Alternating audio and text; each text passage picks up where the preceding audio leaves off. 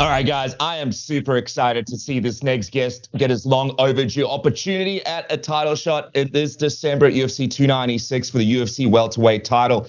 Good friend of the program, the one and only Colby Covington. Welcome back to Submission Radio, man. It's great to have you, especially our big return show after our break, dude. What an honor. What an honor to be on one of the best airways that's absolutely possible in the world. You know, when Submission Radio is on, you know the masses are tuning in. So it's an honor to be back, boys, and I can't wait to get down to business with you today. See, you're a very smart man, Colby. You know exactly what's up. Appreciate the kind words right off the bat. Thrilled to have you, man. You and Leon Edwards, UFC 296 this December, dude. We've been waiting for so long to finally get the news and see when it falls and when it's official and stuff.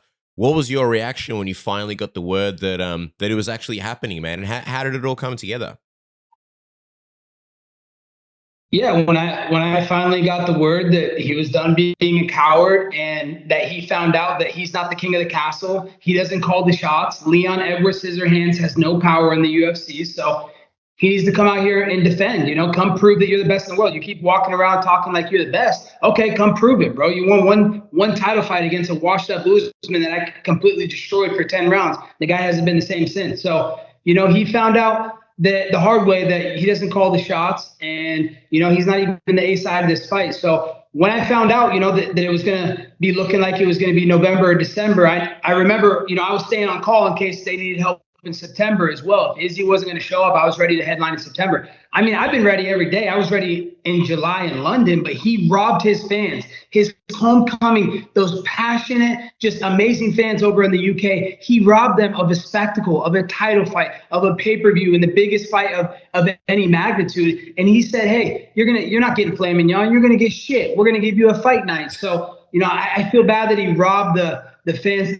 the UK of that moment, but what better way? It's going to happen on US soil, December 16th, Las Vegas, Nevada. And destiny is coming, boys. That's what it is. It's destiny. And Leon knows he's got a date with destiny. That's why he ain't saying nothing. He's all quiet. He knows he's just out there trying to work hard and get ready for the fight, but he knows what's about to happen.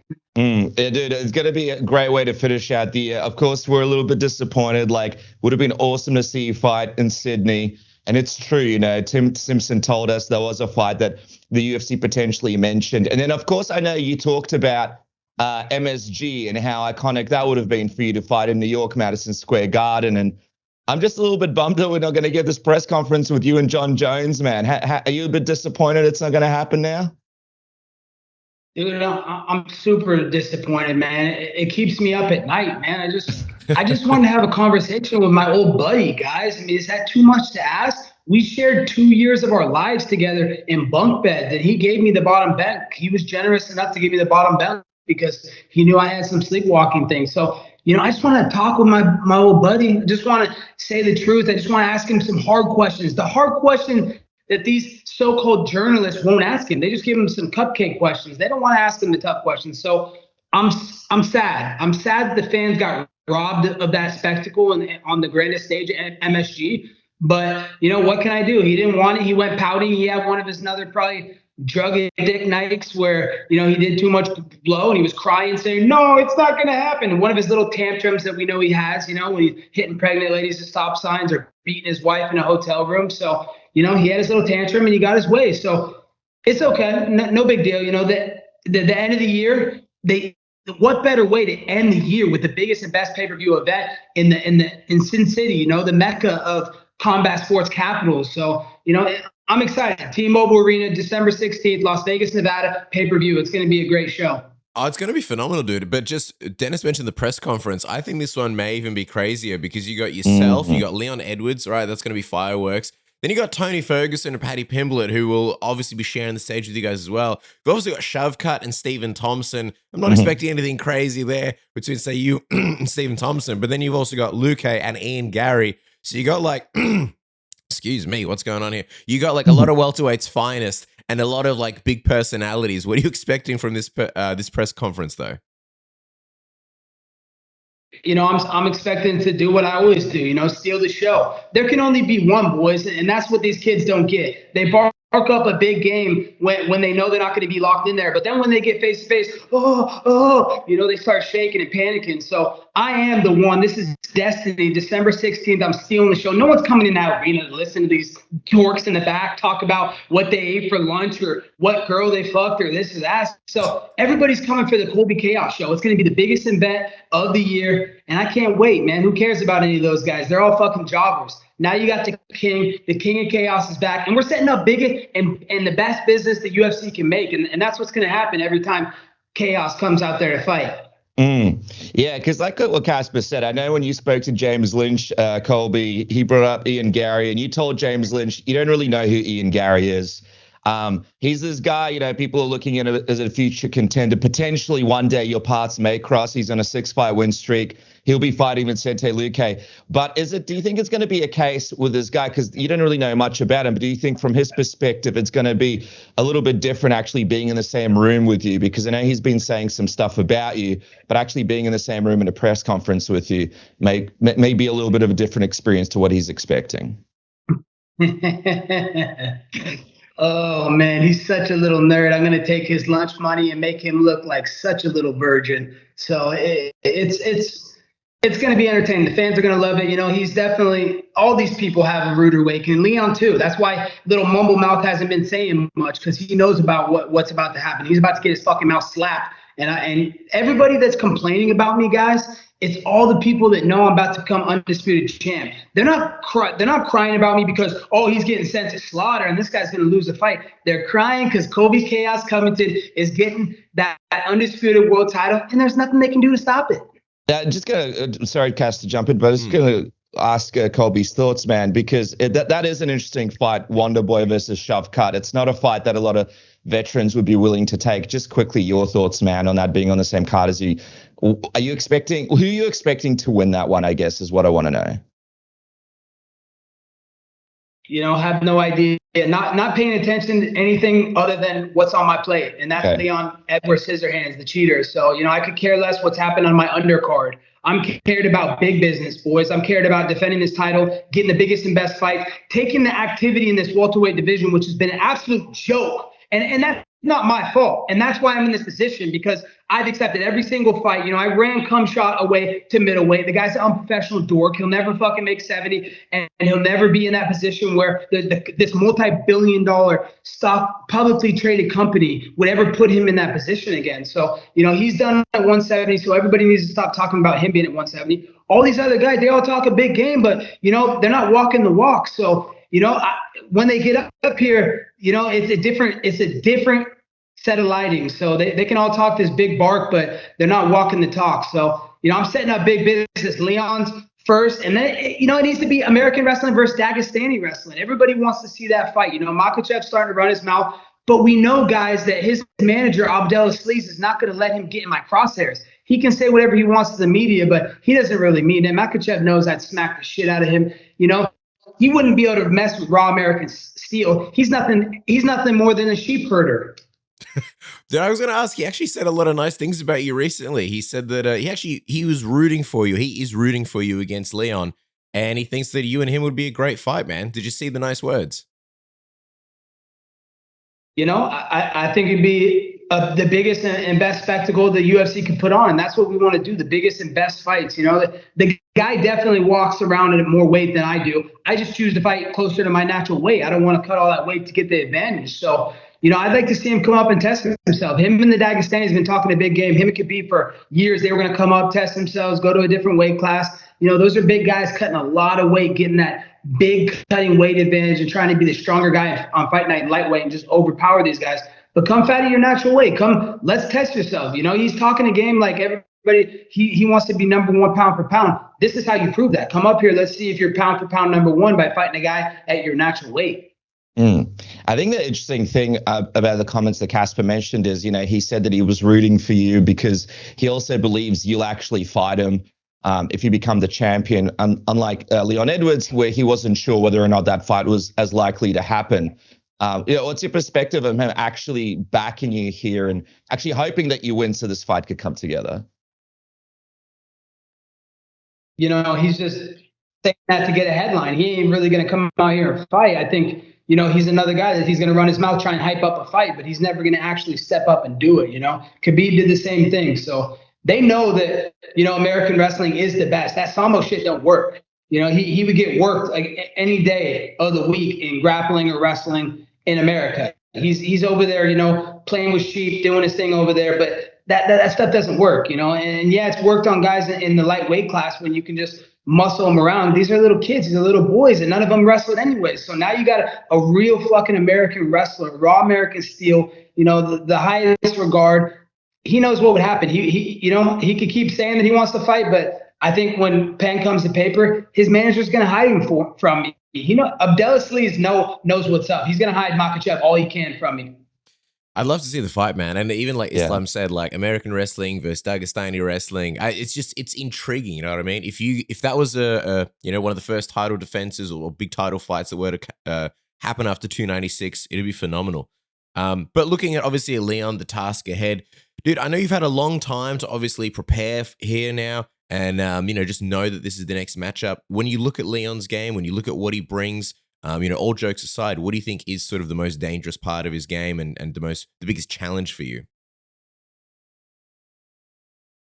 The biggest challenge is if he's going to show up or not. The guy's out here soaking up on the sidelines, fucking playing a little Karen over there. Oh, feel bad for me. Give me sympathy. Give me a year. Let me wait a year or two to fight again. So, the only thing I have to worry about is if he's going to show up or not. No matter what, boys, December 16th, I will be crowned undisputed champion of the world. So whether it's him or the next guy in line, doesn't matter to me. I'm here to do the biggest and best business for the UFC, the company I love so much, the company that I want to be here for the rest of my life. And, I want to work for this company. The company changed my life. A bum from Oregon who, had a tough upbringing, but was able to completely change his life with good decisions and just being disciplined in life. Speaking of discipline and decisions, speaking of a guy that's trying to rub my name through the mud, let's talk about Matt Brown. I don't know if you guys heard the things he was saying about me, So some saying, yes. Did you guys hear that? Yeah. Yeah, so, with Matt Brown or whatever his name is, he'd be in a nicer house and have more money in the bank if he didn't spend it all on drugs. Matt, don't hate me. Hate the fact that you live in trailer trash and it's the man in the mirror. I made good decisions in my life. I'm at this point in my career because, I had discipline, self-control, something you know nothing about because you're a drug addict. So don't be mad that I have all this money. I've done all these great things. You live in a trailer. Yeah, you married trailer trash. Yeah, I'm married to the game, motherfucker. Yeah, we also saw that he believes that if things don't go your way, that you'll retire from the sport potentially. What's your comment on that? My comment is, he must have got hit in the head too hard from my friend Miguel Baeza. He knocked him senseless. I knew that Matt was dumb, but I didn't know he was that dumb. But it just so happens my buddy Miguel Baeza knocked him in another dimension. He doesn't know what he's talking about. He's saying this and that, dude. He needs to go, get some more money from his next fight so he can spend it on drugs again. Damn, man, coming in hot. This is why I can't wait for UFC 296 and the press conference prior. It's going to be like this times a million. And by the time UFC 296 rolls around in December, everybody listening has to figure out where they're going to watch it. If you're not lucky enough to be in Las Vegas in December at the time, you're going to have to figure out a sexy pub or venue to watch the fights. And our good friends at Fanzo have you covered. You just jump on and they show you all the best places near your location, showing the fights, commentary, screens, how many, what kind of food these pubs offer. Even, for example, like this Saturday, we got Battle on the Reef coming up, which is a bit of a treat, man, because you got some of Australia's biggest footy stars. They square up 2023 Battle on the Reef along with the country's hottest up-and-coming prospects. If you're not going to be there in person in Townsville and you're searching for a pub that has stand, which is always a tricky one, it's going to be showing the event. Like I said, Fanzo venue find, it's got you covered. All you got to do is select the event like I've done on my phone right now, and then a bunch of pubs will pop up on screen. We got the Hawthorne Hotel, the Richmond. Let's check out the Hawthorne Hotel. Let's have just a naughty little look at the Hawthorne Hotel, see what they're offering. There's a few good reviews, exceptional food, 13 screens, commentary, serves food, Wi-Fi, garden, pet-friendly projector, outdoor screen. You had me at pet-friendly, sold. That's how easy it is. Check it out. Isn't that right, Dennis? That's right, man. Fanta is the ultimate value finder and has you covered no matter what the sport. Make sure to click the link in the description and get started searching for this Battle of the Reef, man. I can't wait to watch it, Cass. It's going to be amazing. 100%, man. Colby, just going back to you, man. Obviously, like another world title fight, it kind of makes you a little bit nostalgic, and you think back to like some of the hard times that you've had. Like I remember back in the day, you not even being able to get a fight. Like I remember the RDA emails you put out and all that kind of stuff. When you look at that journey and like all the hard work, all the sacrifices and everything that you've done to get to this point, and then obviously leading into December, UFC 296, if all goes well, what will it actually mean to you, money aside, to have that world title finally and be a world champion? What will that actually mean to you? I just know that it's destiny. I made all the right choices in my life. Some of the people that talk bad about me, I've said some things about them, but I've said the truth, guys. Like, people want to call me the bad guy. I'm mean because I'm brutally honest and I say things the way they are. I say facts how they are, and I call a spade a spade. So, I made the right choices in my life. This is why I'm in this point in my career. This is why I'm in this position. And this is why, I'm going to become undisputed champion in the world December 16th, because since I was a little kid, I've made the sacrifices. I've made the dedication. I've kept the commitment to my craft and to evolving every day as a mixed martial artist. So that's why I'm in this position, and no one can take that away from me. They can say all these words in the media, but December 16th, guys, we will shock the world and leave them all speechless. Do you remember how old you were when you first began dreaming of becoming a world champion one day? Yeah, 5 years old. My mom put me in karate when I was 5. And I remember telling her right away, Mom, I want to be the best karate fighter in the entire world. She's like, all right, Colby, you just got to go to training and train a lot and just get a lot of experience. And I was like, okay, Mom, I'm willing to go there. I'm willing to train every day and sacrifice and just commit my mind and body to the sport. And, then it transitioned to wrestling. And then my goals were I wanted to be the Olympic champion.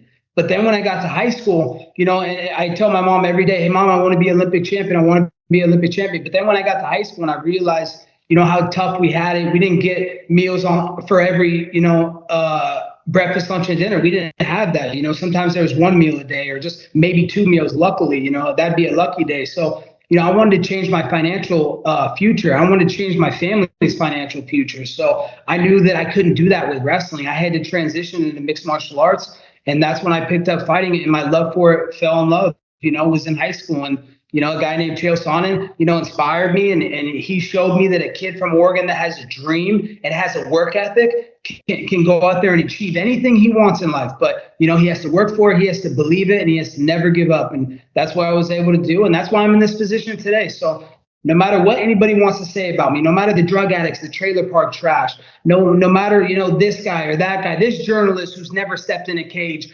this journalist who's just a fanboy of the sport, no matter what they say, it's just, I'm here because of my hard work and never giving up. It's a pretty inspiring thing, man. Do you ever think about like a lot of the people that kind of get inspired by these kind of stories, even like, you hear about like people skipping meals, and I imagine it would have been crazy for you going to practice hungry, but like always kind of having that dream. What was it that made you never give up, man? Like, cause I think a lot of people could have taken the easy way out. Like you even mentioned some of those easy possibilities before, but what was it that sort of kept you going and never, stopping believing? It's pretty astonishing the way the human body works. Because I remember going to practice, for years on end, where my stomach's gargling. I didn't have any calories in my body because, I was eating one meal a day. And I was like, but I was telling myself at the time, this is what it's going to take. You have to be mentally stronger. It doesn't matter how your body feels. It matters how your mind feels, because your body's going to give up before your mind ever does. So, I always kept a strong mind through it. And I always kept the faith. I believed, in God, that he had a great plan for me. And I believed that my future was bright. All I had to do was trust the process, stay the course, stay disciplined, make the right choices, make the right decisions. And you're going to be at the top of the world, and, you're going to be a multimillionaire.